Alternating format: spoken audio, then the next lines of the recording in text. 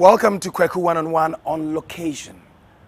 Two names have dominated the post-independence history of Togo, Eyadema and Olympio.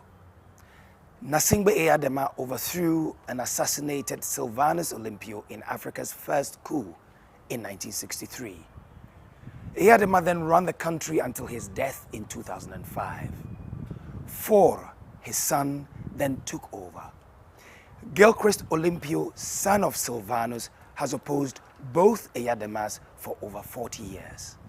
Gilchrist is my guest today.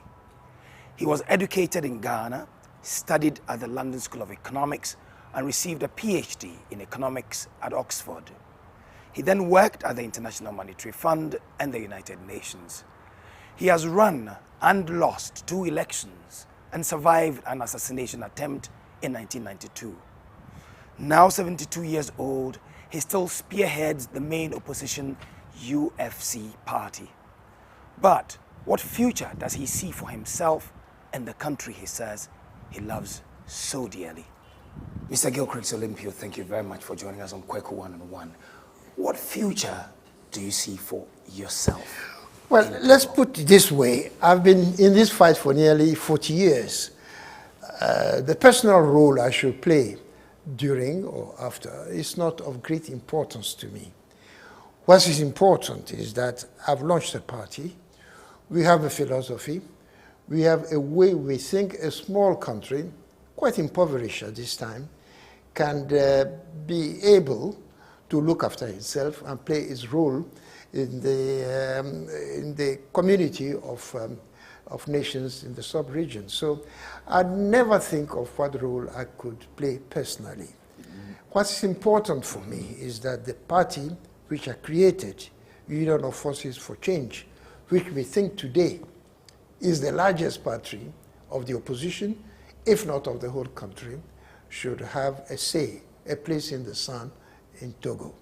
But you are the presidential candidate, have been the presidential candidate in 2 previous elections. You are the candidate in 2010, the sole candidate of the party. Obviously, you hold a significant position in the party. Oh, absolutely.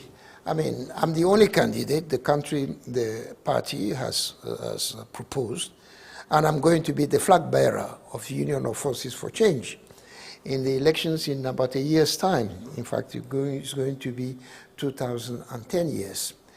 I think, yes, I'm going to play my role very fully. But every human being is alive today. He may not be tomorrow. Nobody should think he's indispensable in politics. If I should fall dead tomorrow, I still like to see ideas that I've defended, the philosophy that we have sponsored for so many years should continue to grow. And that is what I'm interested in. Were there other contestants within the UFC, your party, for the candidacy for the 2010 elections? When we had our party congress, I don't think there was any. Not that I didn't want to, but probably out of deference to me, because I'm the founder, partly because I'm a little older than most of them. They all unanimously just said, we have one candidate, that is Gilchrist Olympio. But that is not good for democracy. It's not good for the internal democracy of your party, and it's not good for democracy in your country. Absolutely right. Absolutely right. But before we reached the choice of the president, we went through a series of primaries? Yes, a lot of discussions at a lower level in the party. It was only when these decisions were made that they came to me and said, well, we have all decided you should be the candidate, as you were on 2 previous occasions, but your candidacy was rejected by the institutions put in place by Mr. Eyadema, and I couldn't stand. So they said, this is our chance to have our president being the flag bearer. Are you the candidate because you're willing to run and be president of Togo, or are you the candidate because people say you should lead them? I think it's both. In practical terms, I have a little more experience than most of them. I've done a lot of things in my life. I've been in the international civil service, I've been in private business, I've been in international banking, I've been in private business, even in Ghana here. So I think I've got quite a bit of experience on how to run things.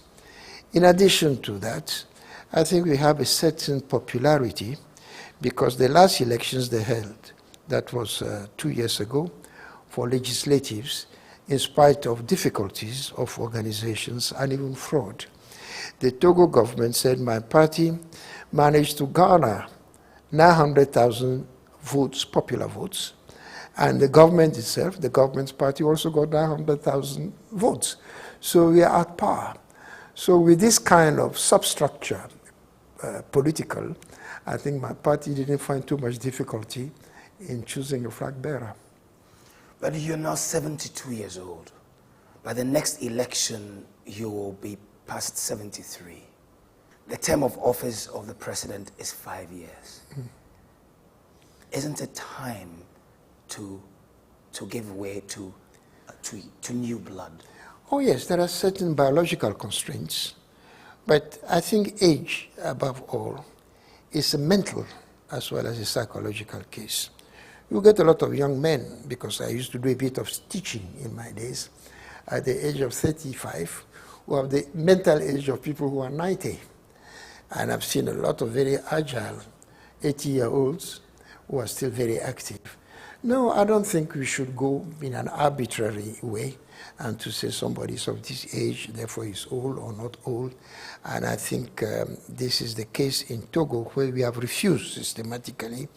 There should be an upper ceiling on age as well as an underfloor for age, because if you have to put in an underfloor, how could you have people like Ford, who are barely 40 years old, trying to run a country as complex as ours? So we don't think we should go by an arbitrary way and say this is the age limit, or this is what it should be. Now, what is important is that we've been in this fight. It's a fight for Togo's independence, because don't forget, the first government of Togo was in power for 2 years and a few months. They might have done a lot of bad things or a lot of good things, but they did not have time to do too many things before they were bumped off. But Mr. Adema, who returned from French colonial wars in Indochina and Algeria. This is Gnassingbé Adema. Gnassingbé Adema, the father of the current one. So let's put it this way. There's a bit of nostalgia about the fighters for independence in Togo. There is also a need for change. In Togo today, what people want, and I think Ghana also is in that category, is change. People are tired of having the same group of people, tired of having the same family, tired of having people from the same village run the same country for nearly 45 years. Now, if the results were spectacular, if they were good, population can forgive you. But you find a country like ours in a very pitiful economic and social state, people are beginning to ask, as they're asking within the United States, why don't we have a little bit of change? Give a chance to somebody else. And I happen to be somebody at this stage who incorporates that sort of change people are looking for in Togo.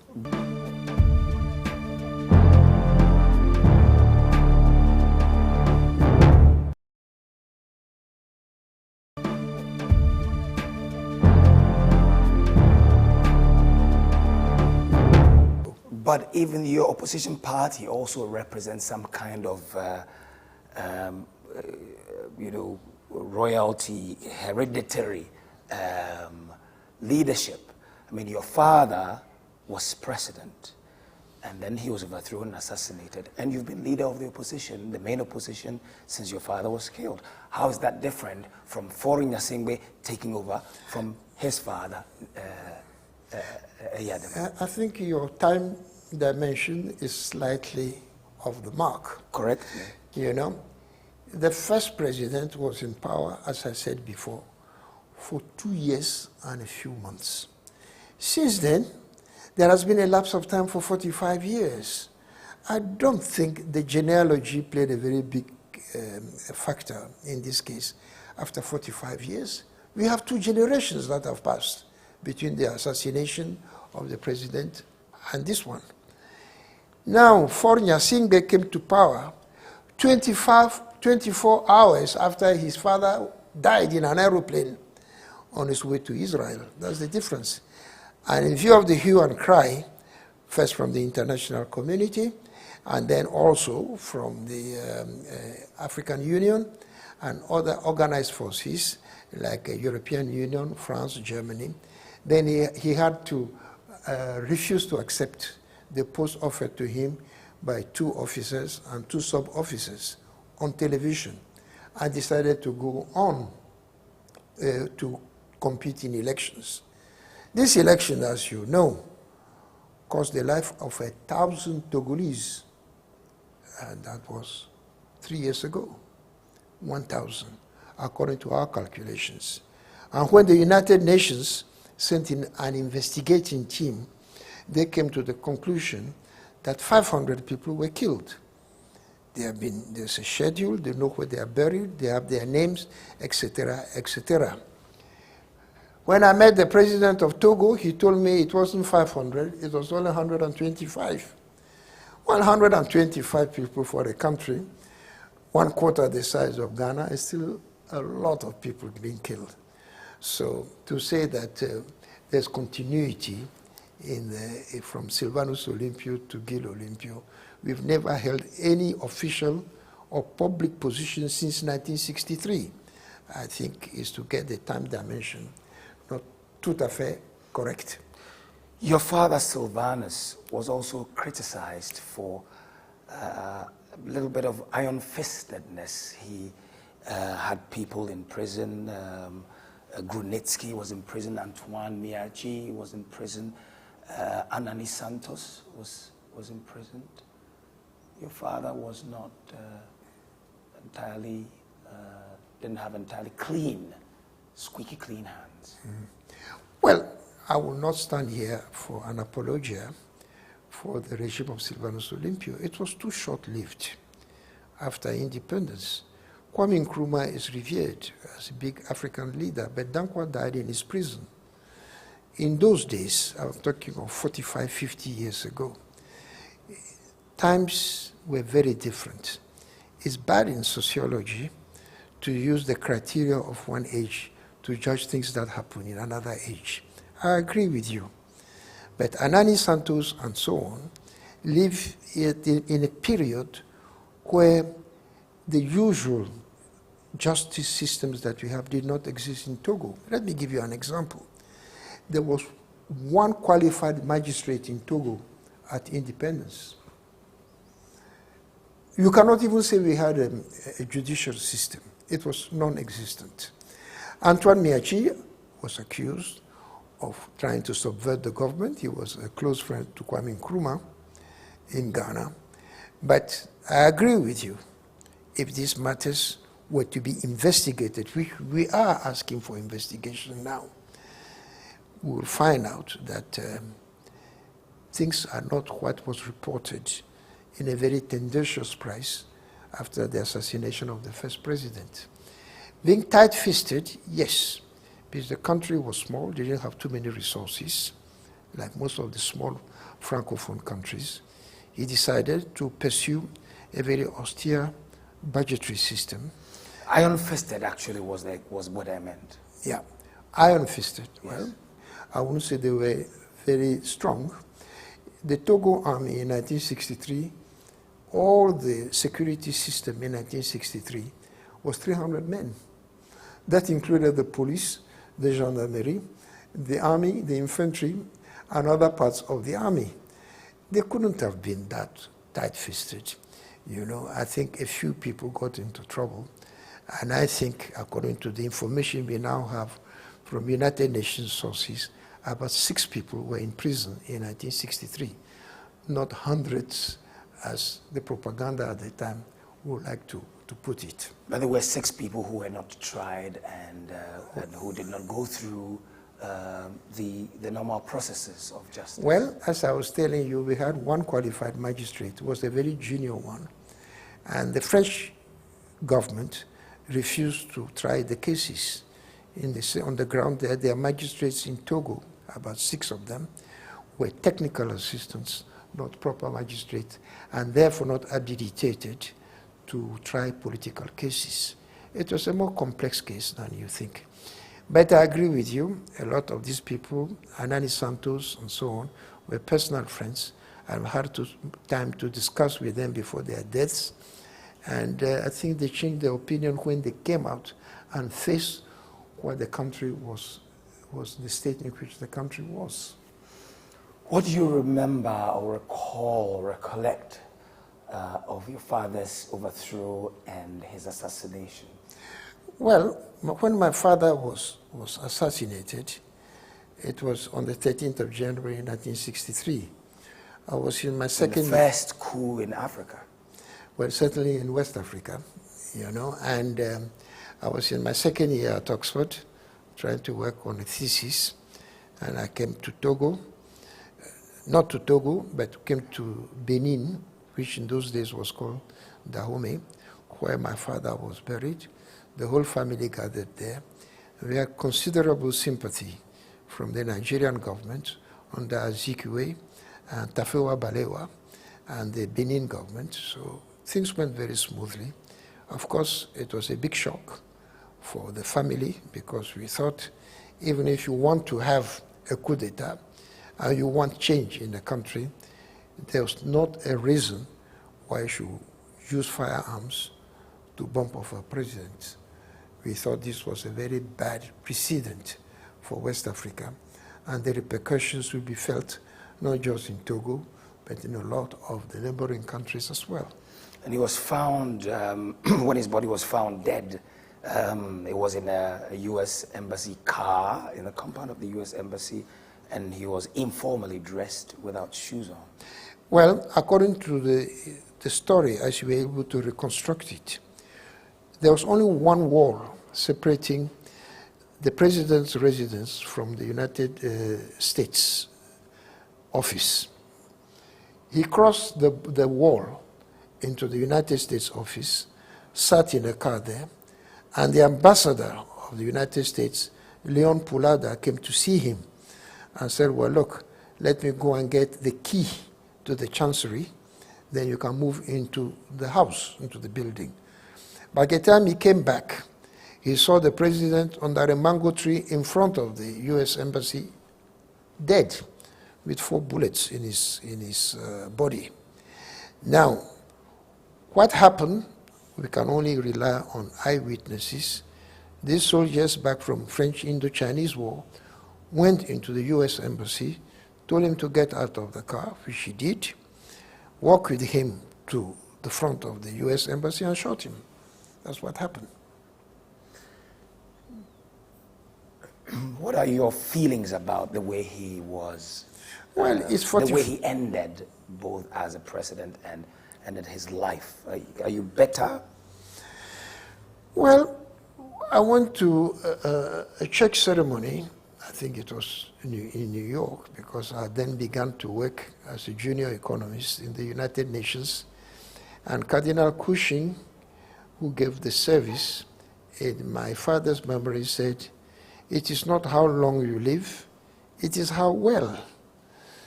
The quality of life is what is important, not the quantity of life that God has given you. He led a full life.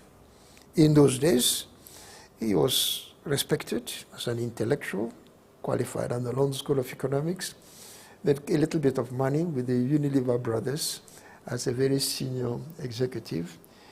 Rose to and he'd been a trader as well. He's been a merchant. Trader and industrialist. You know, he was finally named the director for Francophone Africa and a good chunk of Latin America, and based in Paris. Then he got into politics.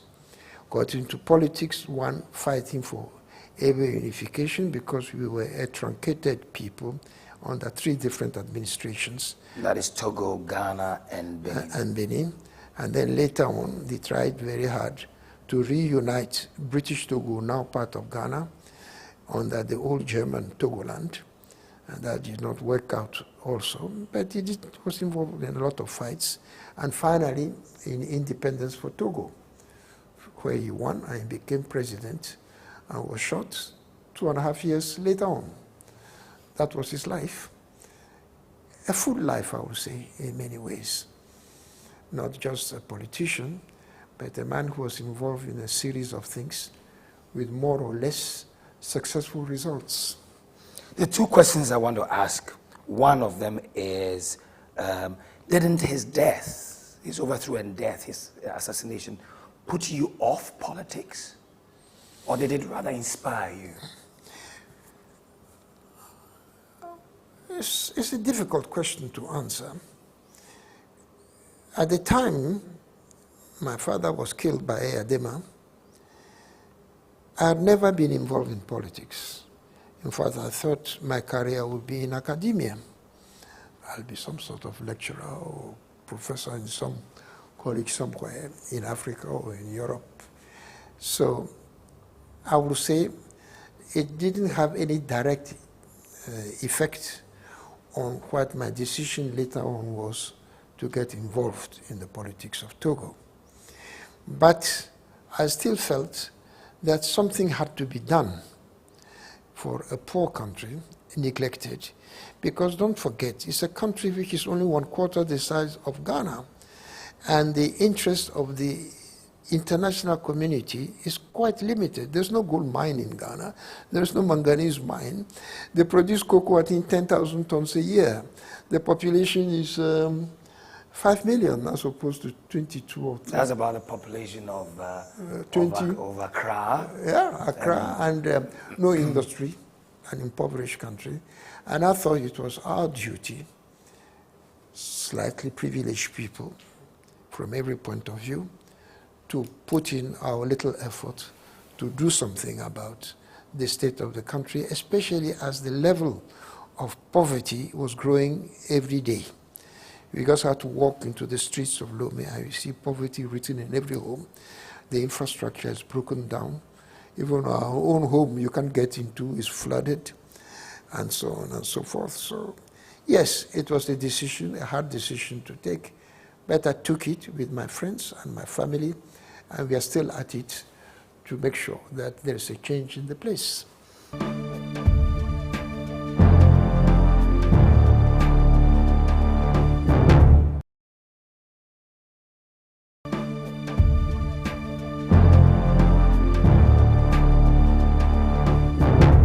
My second question is about the place of the Olympio family, the status of the Olympio family, compared to that of the rest of the Togolese people. As you mentioned, this is an impoverished country. You are, the Olympio family is pretty a privileged family. Maybe you are too far removed from the realities of Togo to lead it. I wouldn't quite say so, because in 1963 we all fled the country. We fled the country. I spent time with my late brother in Dahomey, and then in Nigeria, then in Liberia, then in Ivory Coast. We finished in Guinea, where Sekou Touré happened to be a friend of my old man, and tried to make a living. But that's the point. You had places to go. You had precedents to take care of you. To take care of us, I don't know. Or to help out. Yes. Your father had friends in high places. To some extent, yes. But he had enemies also. We couldn't come to Ghana, for instance. Because? Kwame Nkrumah and Sylvanus were at loggerheads. Because Sylvanus wanted Togo and Kwame Nkrumah, wanted Transvolta Togoland, and Kwame Nkrumah wanted it as well? Well, there are a lot of things from what I hear. I was not a player myself in those days. And you know, books on African history are very tendentious. You know, if you read a book by Nkrumah's supporters, you read the same book about Olympio and Togo supporters, you get a very different aspect of the same story. I suppose you read both.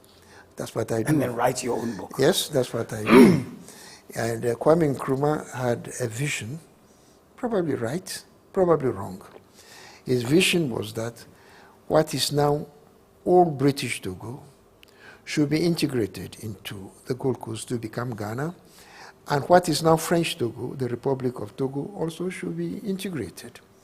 So Perhaps it was. So Kwame Nkrumah wanted both Trans-Volta Togoland, which is now the Volta region, Yeah. as well as Togo, Exactly. the country. So there was a lot of discussions about it. The United Nations stepped in.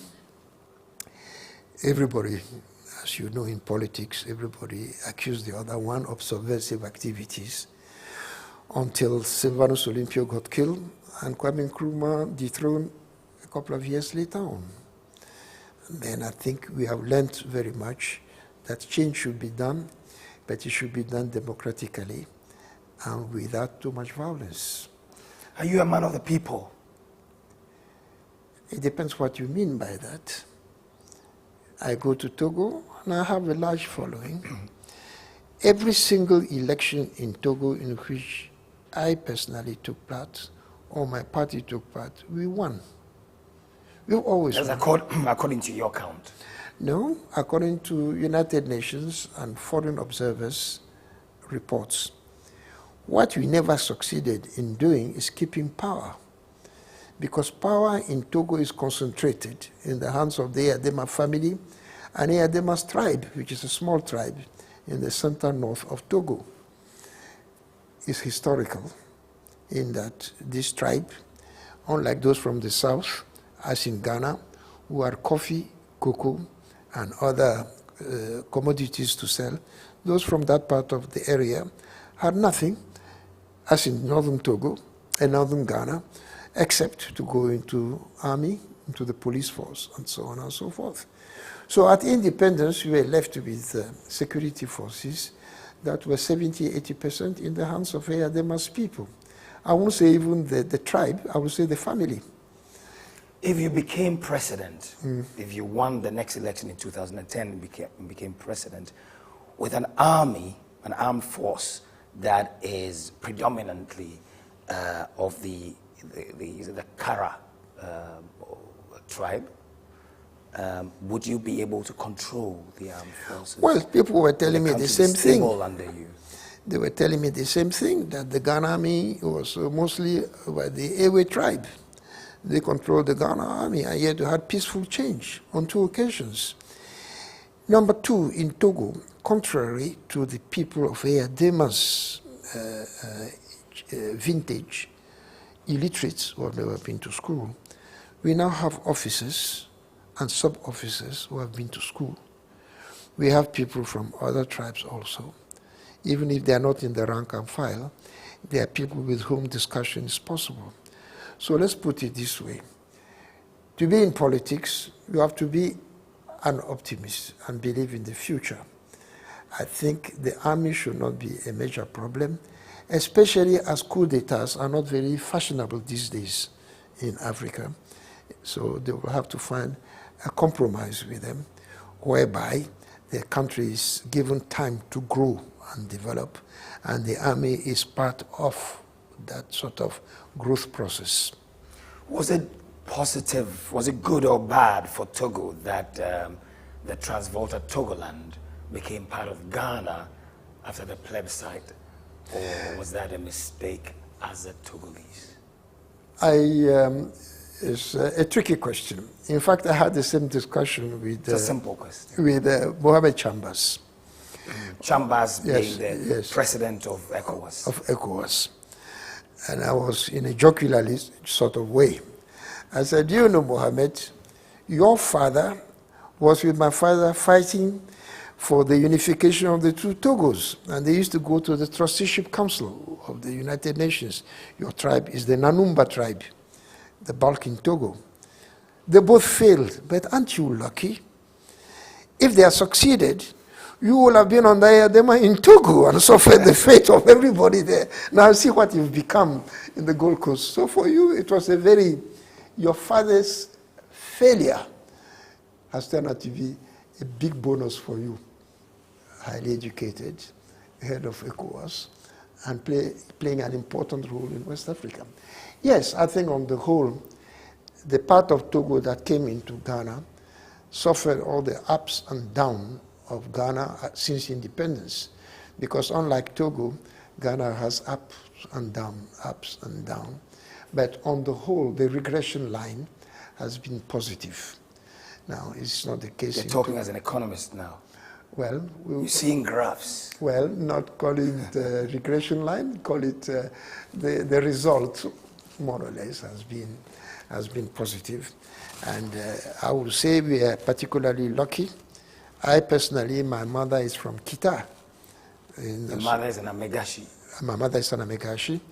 And I had my education in Achimota School, Kumasi College of Technology, now called UST. They even offered to send me to England to come back and teach. Then I decided, no, I think make my way back to Togo, which I did. No, this country has been good to us. I was in Achimota School on Gold Coast Government Scholarship. Who were some of your mates in Achimota School? Oh, plenty of them. Some are dead now. George Day, who became head of the University of the North, Bruce Tego, the doctors, and several of them. Kojechi Kata? Kojechi Kata was 1 year ahead of me, but we were in the same dormitory, Cadbury House, in Achimota School. Amonu Niza, Dolphin, and all of that. It was Dolphin. Yeah, Dolphin, and the wife is some sort of rector at the university, and they were all classmates.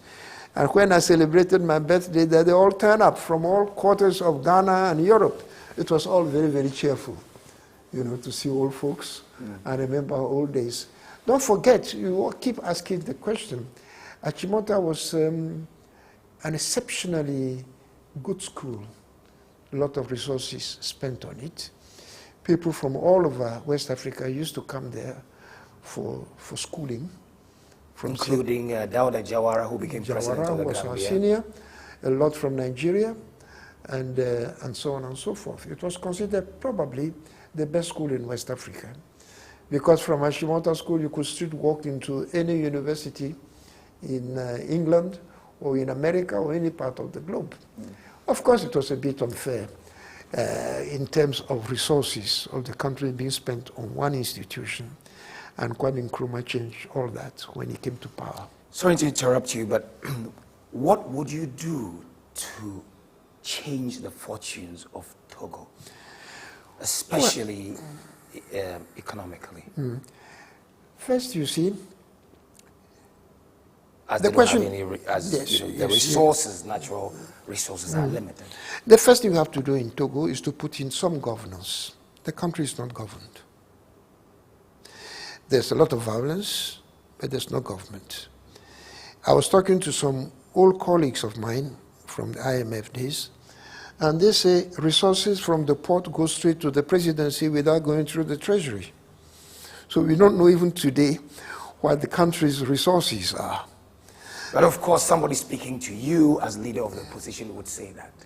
I don't think so, because these are published figures. You see, these are published figures. So what would you do?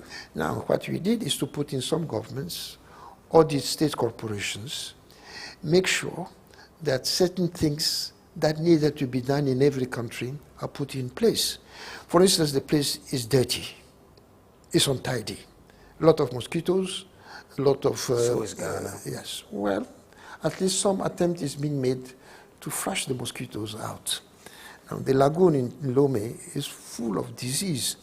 So some means have to be put in place to make sure that the health, the general hygiene of the place is reduced. The second thing, which is important, is that if you want to look at the economic plan, we have to look at the first 100 days, which I think Ghanaians are looking for from Mr. Mills at this time. Then look at the short-term development plans and the long-term development plans. The short-term ones will involve improving roads, bridges, access roads, not big roads, to farms, to storage facilities for crops, this kind of thing. That should be done in the first 100 years to save the population. 100 days. 100 days to save the population from starvation and famine. That has to be done. Cleaning the place up to reduce malaria, because the incidence of malaria is very high, and dysentery and diarrhea.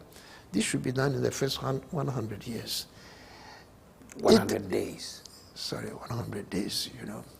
Then when you look at the medium-term development, then you have to look at our resources, how we can improve them. Togo, if I are to compare to Ghana, is producing 10,000 tons of cocoa a year. Even that is difficult compared to Ghana, which is, I think, 350, 400. And Ivory Coast, which is 1.2 million tons of cocoa. Then you get to coffee, 300 tons. There are things that have to be done. So how will you raise revenue? How will you raise revenue? Yes, to do the things that Don't you forget, need to I do. have 27 members of my party in parliament at this time. And we are keeping an eye on how the budget is put 27 together. out of how many? 82. Now, let me tell you how this was done. We finished the legislatives, as I told you. We had 900,000 popular votes. The government party had 900,000 popular votes. Then they went ahead to give a different partition of electoral districts. To be an MP in the south of Togo, you needed over 100,000 votes. In Edema's village, you need only 10,000. So with the same popular votes, we finished with 27 MPs. He finished with 50, Mr. Edema. But it's an opportunity for us to keep an eye on how the budget is done, what are the budgetary expenditure, what are the extra budgetary expenditures, which we've done now. So we know exactly what's going on. Formally, we don't know what's going on in the country.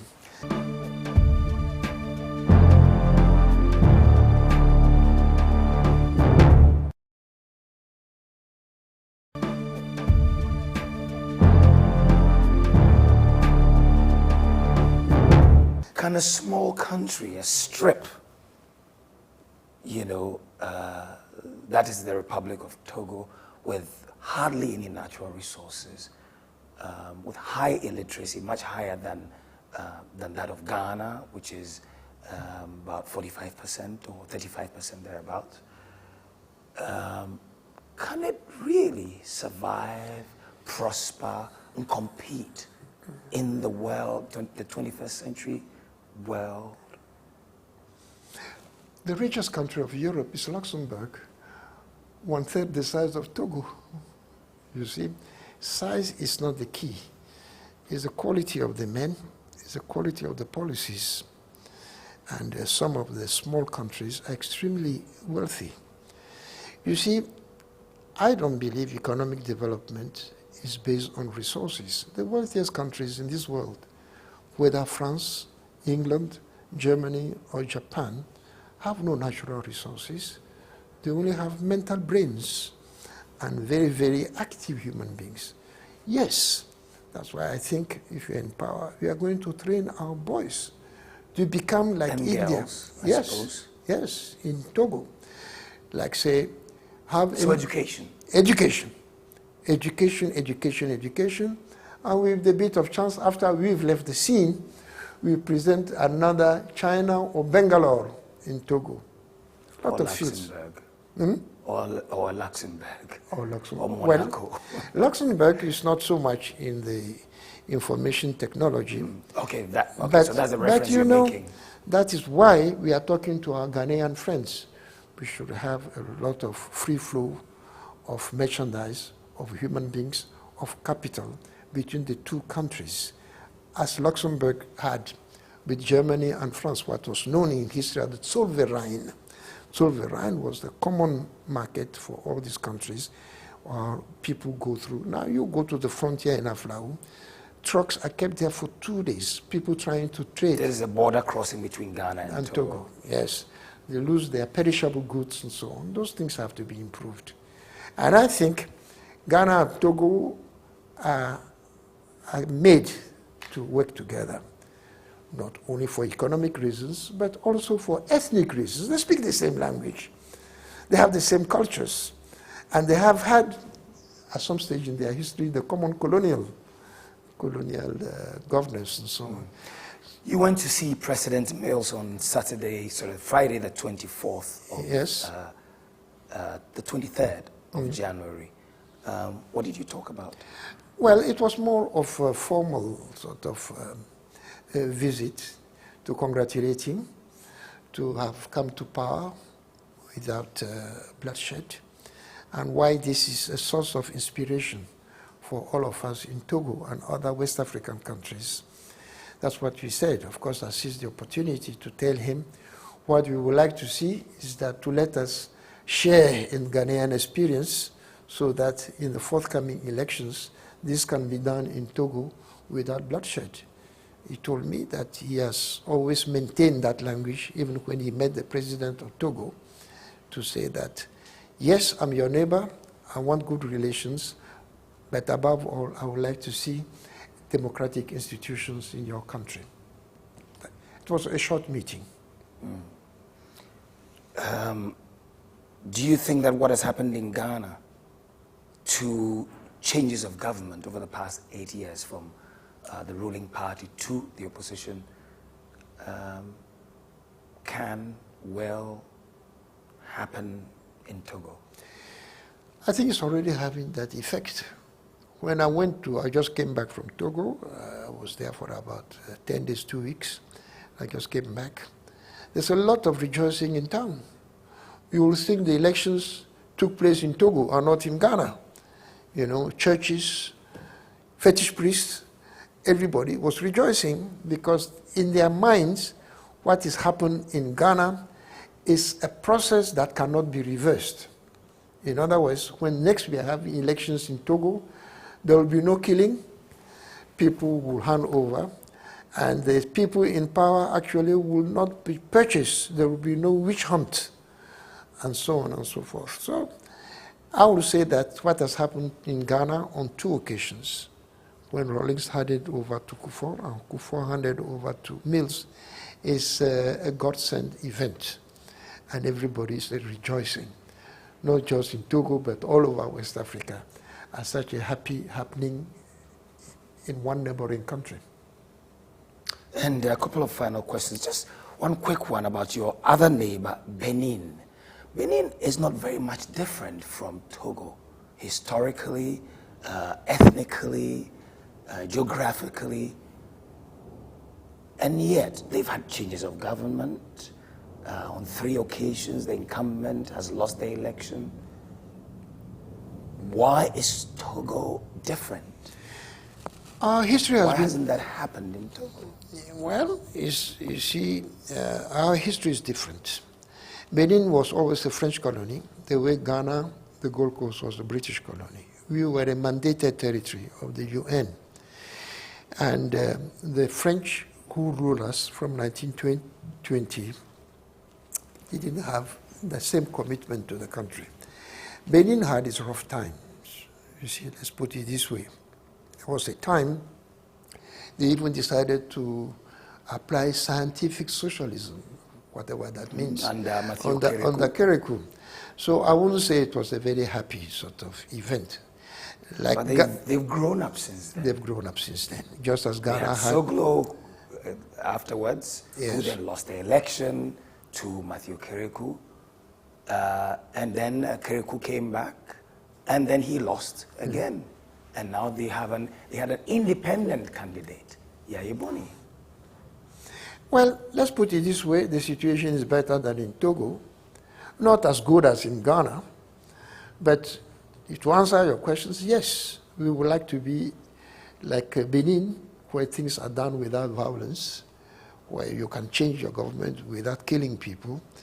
But we would like to go even a little better, one step ahead, to be more like Ghana. So let's put it this way. If you give a B+ to Benin, we give A to Ghana. And your grade for Togo? The what? What was your grade for Togo? Oh, it's F-. Have you met President Faure? Yes, I have. I met him once in Rome before his father died. We had discussions on... And since he became president? Since he became president, we met twice in Togo. Do you recognize him as your president? He is president de facto, we say. We do not accept his legitimacy because the circumstances in which he came to power are unacceptable to us.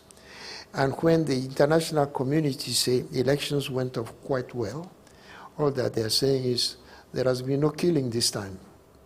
And we don't think that's good enough. I think So there's a 2010, we ought to have proper elections. And if he wins, why not? We'll be the first people to give him our support.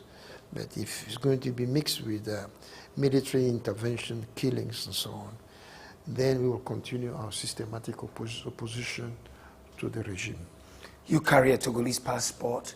You've spent a lot of, you went to school, grew up in Ghana. Your mother was an Amegashi from the Volta region. You live in Paris. Where's home? In the current world, where they say we are going to a world government, I don't think there's such a thing as a home. Home is the airport. The home is the airport or where you get a job.